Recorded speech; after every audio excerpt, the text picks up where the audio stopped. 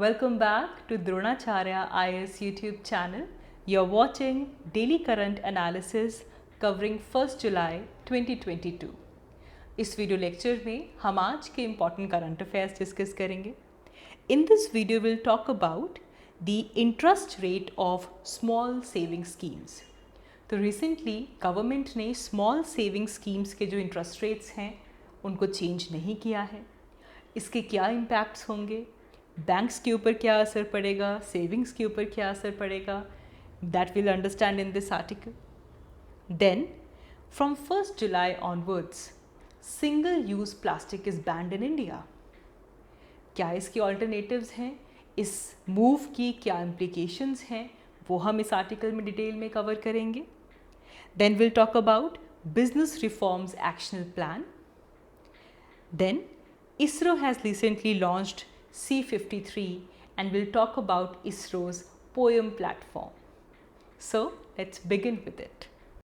तो चलिए शुरुआत करते हैं. आज का हमारा पहला news article small saving rate से रिलेटेड है. तो रिसेंटली जो स्मॉल सेविंग रेट्स जो स्कीम्स हैं जैसे कि public provident fund and the national saving certificate, इनके जो इंटरेस्ट रेट्स हैं वो अनचेंज्ड ही रखे गए हैं. तो स्मॉल सेविंग रेट्स में हाइक नहीं हुआ है, जो कि रादर एक्सपेक्टेड था कि जिस तरीके से गवर्नमेंट बॉन्ड्स के जो यील्ड है वो इंक्रीज़ हुए हैं, तो जो रिटर्न्स हैं इनको एज़ पर दी फॉर्मूला लेकर आने के लिए शायद जो स्मॉल सेविंग इंटरेस्ट रेट्स हैं वो बढ़ाए जाएंगे. ऐसा नहीं हुआ. गवर्नमेंट ने small saving interest rates unchanged रखे हैं. ये entire issue Indian economy point of view से इम्पॉर्टेंट हो जाता है, तो काफ़ी डिटेल में हम इसे एनालाइज करेंगे. तो इस न्यूज़ आर्टिकल के हमारे ऑब्जेक्टिव्स यही हैं. सबसे पहले हमें समझना होगा कि ये जो स्मॉल सेविंग रेट्स हैं क्या ये अट्रैक्टिव हैं या नहीं, एज़ पर इन्फ्लेशन क्या सिचुएशन बन रही है. We will analyse this situation. Then will try to understand कि इन स्मॉल सेविंग इंटरेस्ट रेट से बैंकर्स और सेवर्स के ऊपर क्या असर होगा. देन रिसेंट टाइम्स में इंटरेस्ट रेट्स का ट्रेंड क्या रहा है and how this can have a negative return. Negative return कैसे आ सकता है, इसका इम्पैक्ट क्या होगा वो हम यहाँ पे देखेंगे. इसे लेकर बैंक्स का रिस्पॉन्स क्या रहा है एंड देन फाइनली इन्वेस्टर्स इस सिचुएशन में क्या कर सकते हैं. So this entire topic is about the small saving interest rate. तो सबसे पहले यहाँ पे समझते हैं कि जो स्मॉल सेविंग इंटरेस्ट रेट्स हैं ये किस लेवल पे हैं, आर दीज अट्रैक्टिव और नॉट. तो सबसे पहले ये समझने के लिए कि ये फेवरेबल है या नहीं, अट्रैक्टिव है या नहीं, हमें इन्फ्लेशन का आइडिया होना चाहिए. तो रिटेल इन्फ्लेशन की अगर हम बात करें, अप्रैल मंथ में हमारी रिटेल इन्फ्लेशन 7.97% पे थी, जो कि मई में थोड़ी डिक्रीज़ होकर 7.4% पे पहुंची है. इसके अलावा आरबीआई ने एक्सपेक्ट किया है कि up till this year and हमारी जो इन्फ्लेशन है वो अपर टॉलरेंस लिमिट 6% से अबव ही रहने वाली है. तो इन्फ्लेशन राइट नाउ जो हमारी आरबीआई की जो अपर टॉलरेंस लेवल है 6%, उससे ज़्यादा है और एक्सपेक्टेड भी यही है कि इस साल के एंड तक ऐसा ही होगा. और अब अगर हम स्मॉल सेविंग रेट्स की बात करें, हालांकि अगर हम इनको एफडी के रेट से कंपैरिजन करें, बैंक के जो फिक्स्ड डिपॉजिट्स में जो इंटरेस्ट रेट मिलता है उसके कंपैरिजन में small saving interest rates they are still higher. अभी जो डिसीजन आया है तो इस डिसीजन के अकॉर्डिंगली हमारी जो स्कीम्स हैं, जैसे कि सबसे पहले अगर हम बात करें about the public provident fund. Public provident fund का जो इंटरेस्ट रेट है, एनुअल इंटरेस्ट रेट है वो 7.1% पे रहेगा. जो नेशनल सेविंग सर्टिफिकेट है इसका इंटरेस्ट रेट 6.8% पर रहेगा. इसके अलावा अगर हम बाकी उन स्कीम्स की बात करें, जैसे कि we have 1 year term deposit schemes, तो जो 1 ईयर वाली स्कीम्स हैं उनको 5.5% इंटरेस्ट मिलेगा. जो 1 to 5 ईयर की स्कीम्स हैं उनको 5.5 से लेकर 6.7% का इंटरेस्ट मिलेगा. और जो 5 ईयर रिकरिंग स्कीम्स हैं उनको 5.8% का इंटरेस्ट मिलेगा. अब अगर हम यहाँ पे चेक करें तो सिर्फ पीपीएफ पब्लिक प्रोविडेंट फंड को छोड़कर और सुकन्या समृद्धि योजना को छोड़कर बाकी सभी हमारी जितनी भी स्मॉल सेविंग स्कीम्स हैं they are having the negative real returns. कि करंटली अगर हम इन्फ्लेशन का स्टेटस देखें तो इन इन्फ्लेशन के स्टेटस की वजह से currently they are fetching negative real returns. And इसके ऊपर ये भी है कि अब जिस तरह जो इन्फ्लेशन चल रही है, इन्फ्लेशन को डाउन करने के लिए आरबीआई एक्सपेक्टेड है कि जो हमारी मेन पॉलिसी रेट है, जो रेपो रेट है, उसे और बढ़ा सकता है। तो ऐसे केस में ये जो नेगेटिव रिटर्न्स आ रहे हैं, this is a big problem. Now अगर हम यहाँ पे बात करें कि स्मॉल सेविंग इंटरेस्ट से जो अनचेंज रहे हैं, इससे बैंक्स और सेवर्स के ऊपर क्या असर पड़ेगा, तो अब ये क्लियर है कि बैंक्स अपने डिपॉजिट रेट्स इंक्रीज़ नहीं करेंगे। बैंक्स अपने डिपॉजिट रेट्स तब इंक्रीज़ करते अगर स्मॉल सेविंग इंटरेस्ट रेट्स बढ़ते। अगर स्मॉल सेविंग इंटरेस्ट रेट्स बढ़ते तो बैंक्स को अपने डिपॉजिट रेट्स बढ़ाने पड़ते। अगर बैंक्स ऐसा नहीं करता तो क्या होगा कि जो स्मॉल सेविंग स्कीम्स हैं उसके इंटरेस्ट रेट्स ज़्यादा होंगे, तो सेवर को ज़्यादा वहाँ पे फ़ायदा होगा। So money will flow out of the bank. ताकि ऐसा ना हो, जो मनी है वो बैंक से फ्लो करके स्मॉल सेविंग स्कीम्स की तरफ ना जाए, तो तब बैंक अपने डिपॉजिट रेट्स को इंक्रीज़ करता with the increased small saving interest rates. लेकिन क्योंकि जो स्मॉल सेविंग इंटरेस्ट रेट्स हैं उनको चेंज नहीं किया गया है, तो इसीलिए बैंक्स भी अपने डिपॉजिट रेट्स चेंज नहीं करेगा। और यहाँ पे अगर हम सेवर्स की बात करें, तो जब स्टॉक मार्केट का बूम हुआ इन 2021, तो उस टाइम पे बहुत ज़्यादा इन्वेस्टमेंट जो है वो स्टॉक्स और म्यूचुअल फंड्स में की गई। लेकिन राइट नाउ अगर हम देखें तो मार्केट के अंदर अब काफ़ी ज़्यादा वॉलेटिलिटी आ चुकी है with these rising rates and foreign portfolio का आउटफ्लो चल रहा है। So now the savers they were looking towards bank deposits and small savings. Now if we talk about the recent trends in the interest rates, तो जो हमारी small saving rates हैं, इनको जो गवर्नमेंट बॉन्ड्स की यील्ड के साथ link किया जाता है कि अगर गवर्नमेंट बॉन्ड यील्ड बढ़ती है तो स्मॉल सेविंग रेट्स भी बढ़ते हैं। लेकिन अगर हम देखें तो जो गवर्नमेंट सिक्योरिटी यील्ड्स हैं, जो गवर्नमेंट बॉन्ड्स में जो यील्ड में जो इंक्रीज़ देखने के लिए मिला है वो तो हुआ है, लेकिन गवर्नमेंट ने जो इंटरेस्ट रेट्स हैं स्मॉल सेविंग स्कीम्स के वो नहीं बढ़ाए हैं। तो अगर हम यहाँ पे 10 ईयर बेंचमार्क जो बॉन्ड यील्ड है वो देखें तो वो कुछ 7.45% पर इंक्रीज़ हो चुकी है। लेकिन यहाँ पे जो स्मॉल सेविंग इंटरेस्ट रेट्स हैं वो इंक्रीज़ नहीं हुए हैं। सिमिलरली आरबीआई ने भी अपना जो रेपो रेट है वो इंक्रीज़ कर दिया है। This has been increased by 90 basis points. अब ये 4.90% हो चुका है। तो रेपो रेट इंक्रीज़ हो चुका है, बॉन्ड यील्ड इंक्रीज़ हो चुकी है, लेकिन स्मॉल सेविंग्स की जो इंटरेस्ट रेट्स हैं वो इंक्रीज़ नहीं हुए हैं। तो बेसिकली हम यहाँ पे जो सिचुएशन देख रहे हैं that is the situation of negative return. Negative return कैसे? अब इस सिचुएशन को अगर आप समझें तो इन्फ्लेशन अब 7% से अबव है। और अगर हम यहाँ पे लेट्स से किसी बैंक की फिक्स डिपॉजिट रेट की बात करते हैं, लेट्स टेक इट 5.3%, एसबीआई का फिक्स डिपॉजिट रेट 5.3% है, इन्फ्लेशन 7% से ज़्यादा है। तो इसका मतलब अगर डिपॉजिटर अपना पैसा फिक्स डिपॉजिट में रखता है तो अगर हम इन्फ्लेशन से एडजस्ट करें इसे, so the depositor is losing money. And अभी अगर हम देखें तो सेवर्स के लिए, डिपॉजिटर्स के लिए और कोई ऑप्शंस भी नहीं है।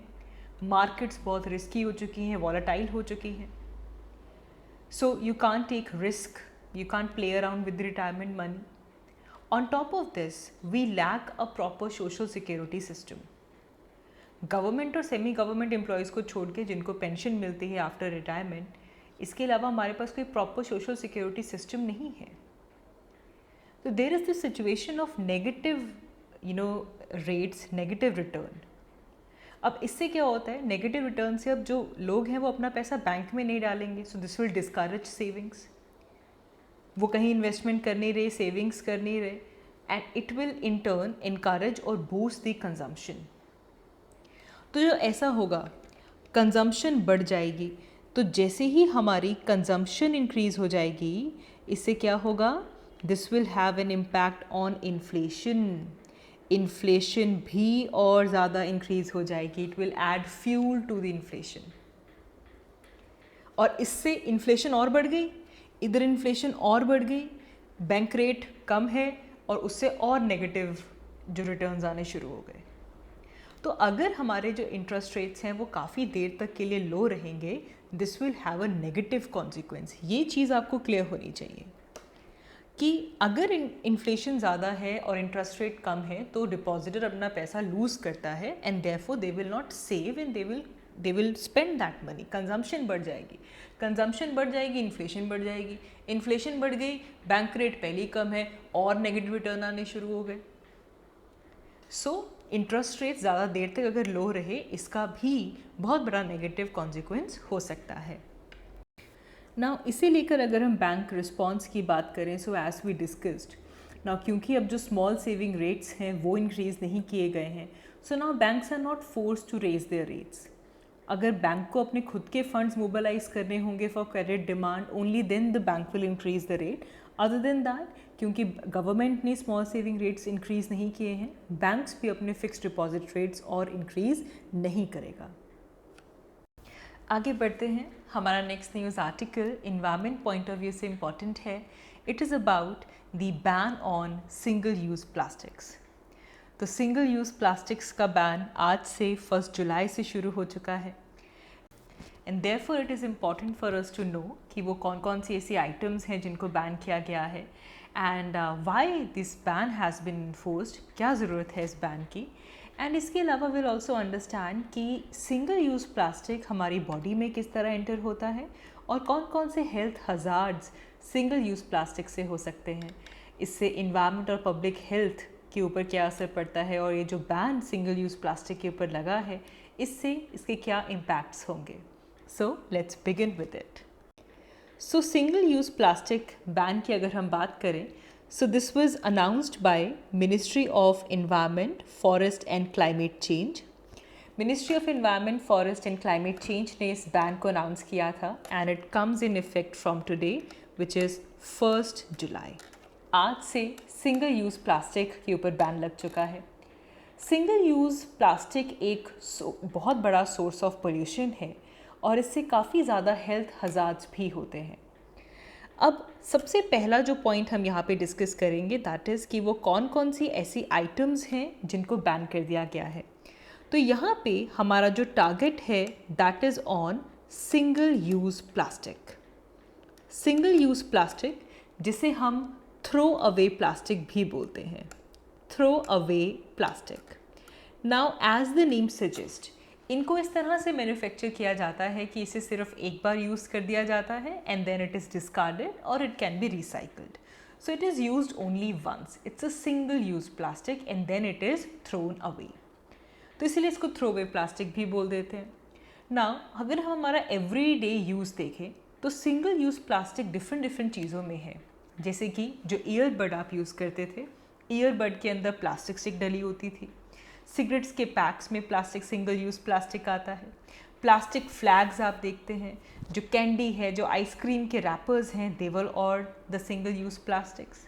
देन जो थर्मोकॉल, जो पॉलिस्टरीन जो कि डेकोरेशन में यूज़ किया जाता है, that was a single use plastic.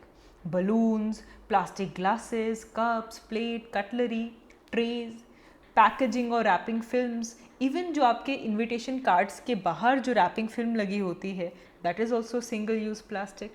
Sweet boxes के बाहर। तो जो प्लास्टिक है लेस देन 10 माइक्रॉन्स का, उसे भी बैन कर दिया गया है। इवन प्लास्टिक स्टिरर्स, प्लास्टिक स्ट्रॉ, सब कुछ बैन हो चुका है। तो आपके माइंड में आना चाहिए ऐसा प्लास्टिक जिसको आप सिर्फ एक बार यूज़ करते हो और फिर फेंक देते हो। The throw away plastic, the single use plastic is now been banned. फिर ये क्वेश्चन आता है कि सिंगल यूज़ प्लास्टिक को बैन क्यों किया गया है।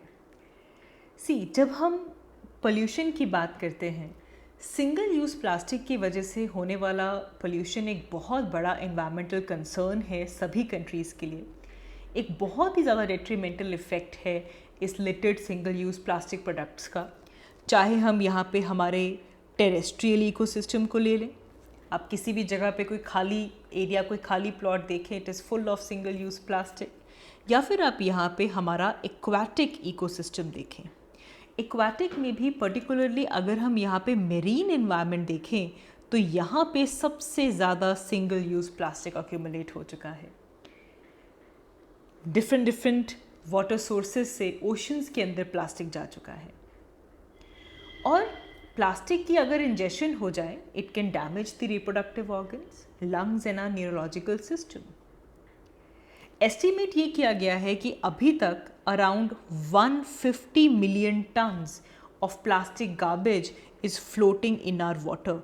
हमारे वाटर के ऊपर कुछ 150 million tons of plastic float कर रहा है and it is harming our species. हमारा जो मेरीन इकोसिस्टम है ये उसे ऑल्टर कर रहा है। देयरफॉर गवर्नमेंट का ये जो डिसीजन है जिससे कि सिंगल यूज़ प्लास्टिक आइटम्स के ऊपर बैन लगाया गया है, अल्टीमेटली इससे जो प्लास्टिक वेस्ट प्रोडक्शन होनी थी वो यहाँ पे रिड्यूस हो सकती है। After this if we talk about the health hazard of single use plastics, देखिए जब हम सिंगल यूज़ प्लास्टिक की बात करते हैं तो it is very hard to recycle it. इसकी जो रिसाइकलिंग है वो बहुत मुश्किल है, जिसकी वजह से सिंगल यूज़ प्लास्टिक हमारे अर्थ के हर एक इकोसिस्टम के ऊपर अफेक्टेड है and it has now affected the human food chain as well. ये हमारी फूड चेन का भी हिस्सा बन रहा है, इसे भी ये अफेक्ट कर चुका है। अब माइक्रो प्लास्टिक्स से अगर हमारा एक्सपोजर होता है तो ये हमारी ह्यूमन हेल्थ को काफ़ी डिफरेंट वेज़ में अफेक्ट कर सकता है। हम इस माइक्रो प्लास्टिक की फॉर्म में प्लास्टिक को कंज्यूम कर सकते हैं, हम इसे इनहेल कर सकते हैं, हम माइक्रो प्लास्टिक को इंजेस्ट कर सकते हैं। और एक बार single use plastic, micro plastic जो टाइनी पार्टिकल्स हैं, एक बार अगर हमारी बॉडी में एंटर कर जाएं तो ये हमारे ऑर्गन्स को हार्म पहुंचाते हैं। इससे काफ़ी सिग्निफिकेंट हेल्थ इश्यूज़ होते हैं एंड ऐसे हार्मोन्स जो कि मेलिग्नेंसी से रिलेटेड हैं, इनफर्टिलिटी से रिलेटेड हैं, न्यूरो डेवलपमेंटल डिसऑर्डर्स जिनकी वजह से होते हैं, वो उनका जो अमाउंट है, उनकी जो सिक्रीशन है वो बढ़ जाती है। प्लास्टिक्स माइक्रो प्लास्टिक में डिग्रेड हो जाते हैं and then they enter various ecosystem. और ये जो माइक्रो प्लास्टिक्स हैं इनके ऊपर माइक्रो ऑर्गेनिजम्स ग्रो करते हैं। ऐसे कंटामिनेटेड माइक्रो प्लास्टिक से जो डिजीज़ बर्डन है वो बढ़ जाता है। साइंटिस्ट ने ये भी कनेक्ट किया है कि अगर there is low amount of bisphenol A, अब देखिए जब हम हेल्थ हज़ार्ड की बात करते हैं तो यहाँ पे सबसे इम्पॉर्टेंट एलिमेंट जो आपको पता होना चाहिए that is bisphenol A. Bisphenol A एक केमिकल है जो कि प्लास्टिक्स में यूज़ किया जाता है। इसके बहुत ही ज़्यादा हेल्थ हज़ार्ड्स हैं। इससे कैंसर होता है, इससे इम्यूनोलॉजिकल फंक्शन डिक्रीज़ होते हैं। आजकल हम देख रहे हैं कि there is early onset of puberty as well, obesity का रेट बढ़ता है, डायबिटीज़ होती है, हाइपर एक्टिविटी होती है। And if there is regular incineration of the medical waste which basically contains PVC and phthalates, ये भी केमिकल है जो कि प्लास्टिक्स में ऐड होता है। तो हमें जो पब्लिक हेल्थ इश्यूज़ हैं, जो कि यहाँ से जो डायऑक्सिन्स रिलीज़ होते हैं, जो मर्करी रिलीज़ होता है, हमें इनके ऊपर ध्यान देना होगा। एक तो बिस्फेनॉल ए हो गया, उसके बाद यहाँ पे हमारे मेडिकल वेस्ट से प्लास्टिक आ रहा है और इस मेडिकल वेस्ट से आने वाले प्लास्टिक्स की अगर हम अच्छे से इसको मैनेज नहीं करते तो इससे डायऑक्सिन्स रिलीज़ हो जाते हैं, मर्करी रिलीज़ हो जाता है, जिससे पब्लिक हेल्थ इश्यूज़ क्रिएट होते हैं। और इनका भी अगर लॉन्ग टर्म एक्सपोजर रहे that can also lead to cancer, congenital impairment, hormones की एबनॉर्मलिटीज़ हो जाती है। It can lead to decrease sperm count, infertility and immune damage. यहाँ पे अगर हम WHO की माने तो अकॉर्डिंग टू WHO ऐसे microplastics which are bigger than 150 microns या फिर 150 माइक्रोमीटर से जो बड़े हैं, they are unlikely to be absorbed by human body. तो एक वैल्यू हमारे पास आ गई है, microplastics which are bigger than 150 micrometers. 150 micrometers से जो बड़े आपके माइक्रोप्लास्टिक्स हैं, they are not absorbed by human body and ultimately इसकी जो एब्जॉर्प्शन है वो स्मॉलर पार्टिकल्स के थ्रू होती है और उसको रिस्ट्रिक्ट किया जा सकता है। हाउएवर अगर हमारे पास कोई माइक्रो प्लास्टिक है, अगर वो नैनो साइज़ की रेंज में चला जाए तो उसकी एब्जॉर्प्शन, उसकी डिस्ट्रीब्यूशन और भी ज़्यादा सिग्निफिकेंट है। देयरफॉर बार बार इस चीज़ के ऊपर एम्फेसिस दिया जाता है दैट हमें काफ़ी रिसर्च की ज़रूरत है, जिससे कि हम एक प्रिसाइज एस्टिमेट कर सकें कि कितना माइक्रोप्लास्टिक का एक्सपोजर हो चुका है एंड क्या क्या उसके पॉसिबल हेल्थ इफ़ेक्ट्स होंगे। हमें यहाँ पे कुछ स्टैंडर्ड मेथड्स डेवलप करनी होंगी जिससे कि हम माइक्रोप्लास्टिक के जो पार्टिकल्स हैं उनको मेजर कर सकें। वाटर में कितना है, इसका ओरिजिन, इसकी अकरेंस, इन सब को लेकर हमें एक प्रॉपर रिसर्च और इवैल्यूएशन की ज़रूरत है, जिससे कि फर्दर जो हमारे ट्रीटमेंट प्रोसेसेस हैं हम उनकी इफ़ेक्टिवनेस बढ़ा पाएँ। हमें पता चले कि हमारे जो वाटर है उसमें कितने लेवल तक का माइक्रोप्लास्टिक पहुंच चुका है, क्या हमारे ट्रीटमेंट प्रोसेसेस केपेबल हैं इस माइक्रोप्लास्टिक को बाहर निकालने के लिए या नहीं, कि हमको उनकी एफिशिएंसी बढ़ानी होगी। That is what we need to do. फिर यहाँ से नेक्स्ट क्वेश्चन ये उठता है कि ये जो हम बैन लगा रहे हैं सिंगल यूज़ प्लास्टिक से, इसकी वजह से हेल्थ और इन्वायरमेंट पॉइंट ऑफ व्यू से क्या हेल्प मिलेगी। देखिए, ये एस्टिमेटेड है कि 15% जो प्लास्टिक है उसे बर्न किया जाता है, और जब प्लास्टिक को बर्न किया जाता है तो बहुत ही हज़ार्डस केमिकल्स बाहर निकलते हैं, जैसे कि डाइऑक्सिन्स की फॉर्म में हज़ार्डस केमिकल बाहर निकलता है। Then there are furans which are released, mercury is one of such element जो कि यहाँ से बाहर आता है। And also there is polychlorinated biphenyls, ये भी हमारे एटमॉस्फेयर के अंदर रिलीज़ होते हैं। इससे ना सिर्फ ह्यूमन, एनिमल्स और इवन प्लांट्स तक की जो हेल्थ है वो इंडेंजर्ड होती है। सो we are irresponsibly destroying our environment just for profit. Plastic जो बर्न होता है उससे एयर पोल्यूशन तो बढ़ता ही है।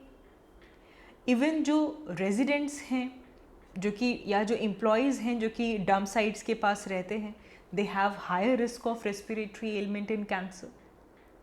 तो कोई सेंस नहीं बनता इस तरह के आइटम्स को प्रोड्यूस करने का जो कि अल्टीमेटली एक बड़ा प्लास्टिक वेस्ट के फॉर्म में जाता है। तो इसे बैन करने से ना तो सिर्फ एनवायरनमेंट बचेगा बल्कि पब्लिक हेल्थ के फॉर्म में भी, पब्लिक हेल्थ में भी एक बड़ा स्टेप होगा। अब आज जो हमारे पास द हिंदू न्यूज़पेपर में न्यूज़ आई है उसमें शॉपकीपर्स, सेलर्स ये कंप्लेन कर रहे हैं कि प्लास्टिक के ऊपर तो बैन लगा दिया गया है, सिंगल यूज़ प्लास्टिक के ऊपर तो आपने बैन लगा दिया, लेकिन जो ऑल्टरनेटिव्स हैं दे आर वेरी कॉस्टली। तो व्हाट आर ऑल्टरनेटिव्स? अब देखें, जो सिंगल यूज़ प्लास्टिक के ऊपर बैन लगा है तो इससे आपको अपनी इनोवेशन बढ़ानी पड़ेगी, स्पेशली ऐसे प्रोडक्ट्स जो कि प्लांट बेस्ड हों, जो कि रैपिडली बायोडिग्रेडेबल प्रोडक्ट्स हों, वो हमें लेकर आने होंगे।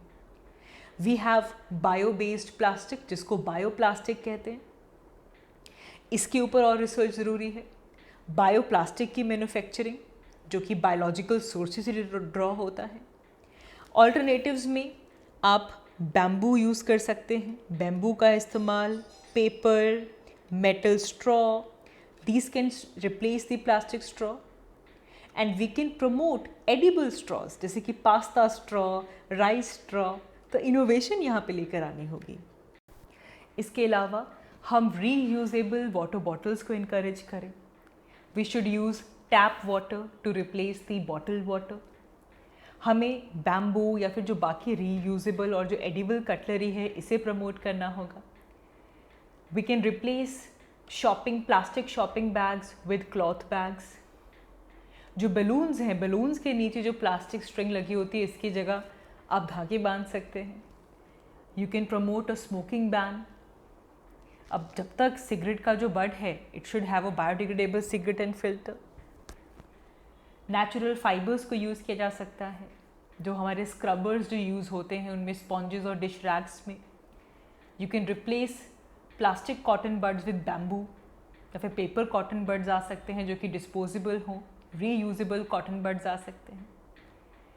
To use washable cloth diapers. See, diapers without plastic और biodegradable wet wipes are needed. So alternatives के बारे में सोचना होगा। सो ये जो इनिशिएटिव लिया गया है to ban the single use plastic, we must be first of all proud of this initiative and we should contribute towards it. India is an emerging economy, but still India is playing a leadership role in demonstrating to the rest of the world that how to protect the environment. हम किस तरह environment को protect कर सकते हैं और कैसे sustainability promote कर सकते हैं. Now India is a leader in outlawing the single-use plastic products. हमें जो बाकी countries जिन्होंने इस तरीके से इस ban को successfully implement किया है, उन डाटास को एनालाइज करना होगा. हमें कुछ ऐसे तरीके लेकर आने होंगे जिससे कि जो ट्रांजिशन है टुवर्ड्स द ऑल्टरनेटिव्स वो स्मूथ और इकोनॉमिकली हो सके. इससे बहुत सारे फ़ायदे होंगे. अल्टीमेटली जो डाउनस्ट्रीम इफ़ेक्ट है पोल्यूशन का वो यहाँ पे कम होगा. And this action will drive the breakthrough that will support the global economy of the future. And always remember that the plastic is not the issue. What matter is how we use it. इसीलिए हमें बहुत ही consciously plastic material को use करना होगा ताकि हमारी जो अर्थ की सस्टेनेबिलिटी है, हमारी जो हेल्थ है वो इम्प्रूव हो पाए. आगे बढ़ते हैं. हमारा next news article Indian economy point of view से इम्पॉर्टेंट है. It is about ease of doing business. So ease of doing business index में आंध्र प्रदेश नंबर 1 आया है अगर हम स्टेट्स को रैंक करें. And it has left Gujarat at the second position. इसके बाद नेक्स्ट नंबर पे आया है Gujarat, Andhra Pradesh, Gujarat, then comes Tamil Nadu and then comes Telangana. ये पोजीशंस आपको याद होनी चाहिए. सबसे पहले Andhra Pradesh, then comes Gujarat, then comes Tamil Nadu and then comes Telangana. ये हमारी जो टॉप स्टेट्स हैं. इसके अलावा हमारे पास एक और कैटेगरी है जिनको टॉप अचीवर्स की कैटेगरी में डाला गया है. ये तो टॉप परफॉर्मर्स हैं, रैंक होल्डर्स हैं, 1, 2, 3 एंड 4. इसके अलावा we have another category which is the category of top achievers. Top achievers में हमारे पास हरियाणा आ जाता है, कर्नाटका आ जाता है और पंजाब आ जाता है. These are the states which have been adjusted into the top achievers in the implementation of Business Reforms Action Plan. Business Reforms Action Plan. याद रखिएगा कि ये जो बिजनेस रिफॉर्म एक्शन प्लान है, this was jointly formulated by, this is an important, इस पूरे article में सबसे इम्पॉर्टेंट चीज़ ये है कि जो बिजनेस रिफॉर्म्स एक्शन प्लान है ये jointly department for promotion of industries and internal trade along with world bank, इन दोनों ने मिलकर इसे फॉर्मुलेट किया है. Department for promotion of industry and internal trade and world bank. तो इंडस्ट्रीज़ डिपार्टमेंट ने ये बताया कि आंध्र प्रदेश में बहुत सिग्निफिकेंट प्रोग्रेस हुई है than any other state. Andhra Pradesh में डिफरेंट रेगुलेटरी मेजर्स इंट्रोड्यूस किए गए हैं. वहाँ पे जो प्रोसेसेस हैं, जो ट्रांसपेरेंसी रिफॉर्म्स हैं वो काफ़ी अच्छे हुए हैं. And it has implemented a lot of reforms जिसकी वजह से आंध्र प्रदेश की इकॉनमी ने काफ़ी अच्छी रिकवरी की है इवन आफ्टर द पेंडेमिक. यहाँ पे जो रिफॉर्म्स हैं उनको कैटेगराइज किया गया है as general, some are related to the public service guarantee act.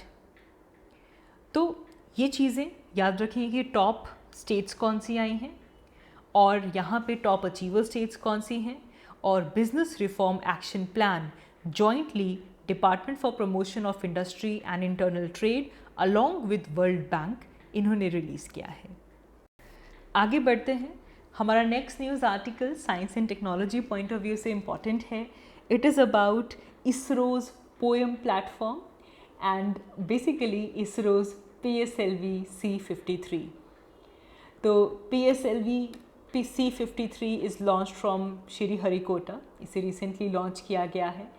And इसी के साथ साथ यहाँ पे PSLV ऑर्बिटल एक्सपेरिमेंटल मॉड्यूल, जिसे हम पोएम कहते हैं, that also becomes important.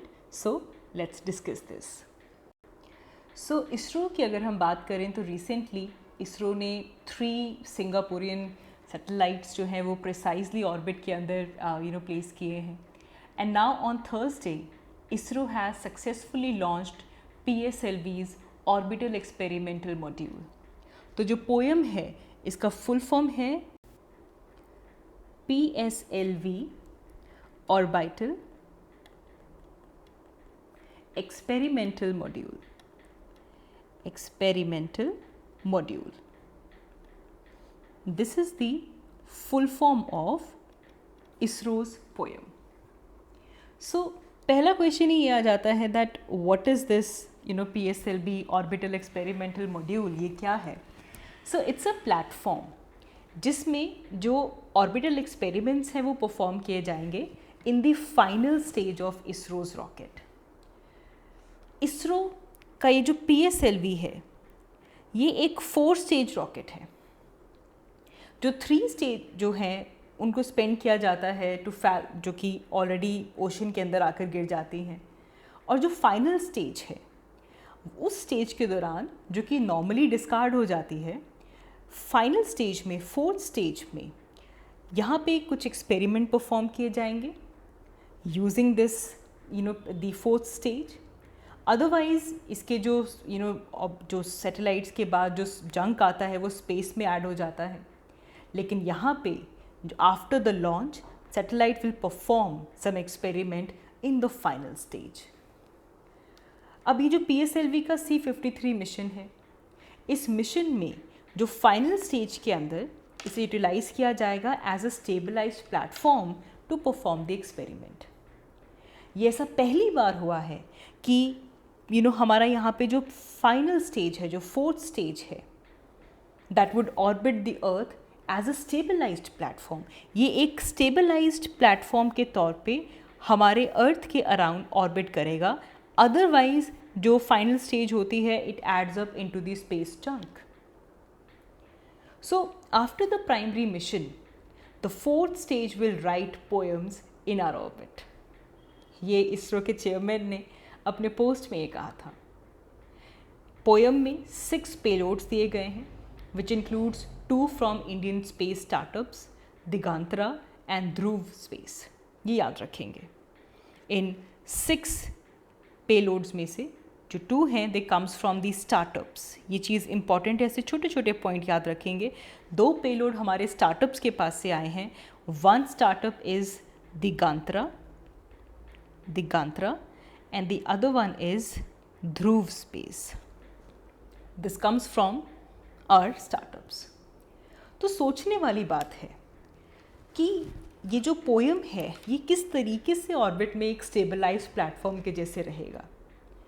So according to the ISRO, अगर हम इसरो की जो स्टेटमेंट में ये कहा गया है कि ये जो पोएम है this is a dedicated navigation, guidance and control. Navigation, guidance and control. ये ऐसा सिस्टम है जिसके अंदर नेविगेशन, गाइडेंस और कंट्रोल सिस्टम एडेड है. तो इससे ऑल्टीट्यूड स्टेबलाइजेशन आ पाएगी. इससे एरोस्पेस व्हीकल की जो ओरिएंटेशन है इसे कंट्रोल कर पाएगा within some limits. And ये जो नेविगेशन, गाइडेंस, कंट्रोल सिस्टम है this will stabilize the platform, जिससे कि एक काफ़ी स्पेसिफाइड एक्यूरेसी के साथ ये काम किया जाएगा. एंड इसको लेकर पावर कहाँ से आएगी? ये जो स्टेबलाइज प्लेटफॉर्म है, फाइनल स्टेज में जो प्लेटफॉर्म निकल रहा है, तो इसके लिए इसके ऊपर सोलर पैनल्स माउंट किए गए हैं. जो PS4 का जो टैंक है इसके ऊपर सोलर पैनल्स डाले गए हैं और अलॉन्ग विद दिस इसमें लिथियम आयन बैटरी यूज़ की गई है. याद रखिए. इसके अलावा ये नेविगेशन करेगा. नेविगेशन में सन सेंसर्स की हेल्प लेगा. For navigation it will take the help of some sun sensors, magnetometers, gyros and this navigation and the guidance control system. तो यहाँ पे एक पूरा का पूरा कंट्रोल थ्रस्टर्स भी यूज़ किए गए हैं, जिसके अंदर हीलियम गैस स्टोरेज को भी यहाँ पे लेकर चला गया है। इससे जो टेली कमांड फीचर है वो भी एनेबल होगा। So it's a very big achievement.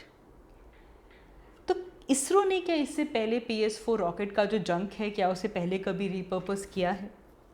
देखें, ये जो कैपेसिटी है, इससे पहले इसरो अपने 2019 के मिशन में जो PSLV C-44 मिशन था, जिसमें जो माइक्रोसैट SR था और जो कैम्पसैट V2 सैटेलाइट थी, इनको ऑर्बिट्स में भेजा गया था। इस दौरान इसरो ने इसे पहली बार डेमोन्स्ट्रेट किया था। जो फोर्थ स्टेज था मिशन में, it was kept alive as an orbital platform for the space based experiments. तो इससे पहले ये हो चुका है। And after the launch of C-44, ISRO ने ये स्टेटमेंट दी थी कि जो PS4 है, जो फोर्थ स्टेज है, the vehicle was moved into the higher circular orbit. And तो ये पहले हमारे पास कलाम सैट V2 जो कि एक स्टूडेंट पेलोड था, उस टाइम पे पहली बार जो फोर्थ स्टेज है उसे यूज़ किया जा चुका है।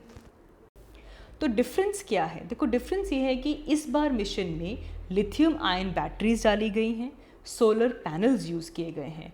This is the additional feature जो कि इससे पहले नहीं हुआ था। So that is all for this video. Thank you so much for watching. If you like this video, please do like and comment down below. I will see you all in my next video. Thank you.